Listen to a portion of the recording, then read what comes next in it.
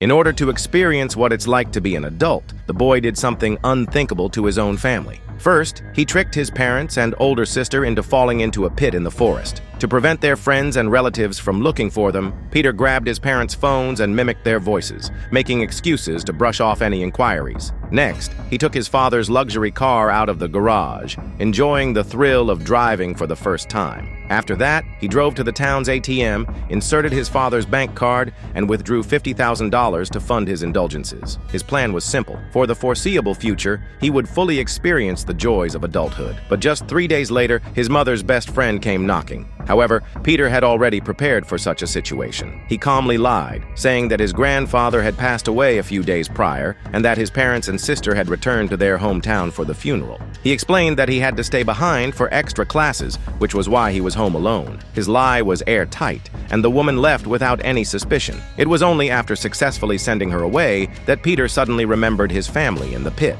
Trembling slightly, he approached, only to hear his parents angrily questioning why he had done such a thing. But Peter remained silent, casually tossing some fried chicken down into the hole before turning and walking away, ignoring their rage. Back home, he set up his gaming console in his room and began enjoying a carefree gaming session. Meanwhile, the three trapped in the pit were desperately trying to climb out, but their efforts were in vain. The hole was far too deep to escape without help. Starving, his sister reached for the food Peter had thrown in, but their father stopped her. To him, eating the food Peter had graciously given them felt humiliating, an act of surrender he couldn't accept. But hunger gnawed at them, leaving them no choice but to eat.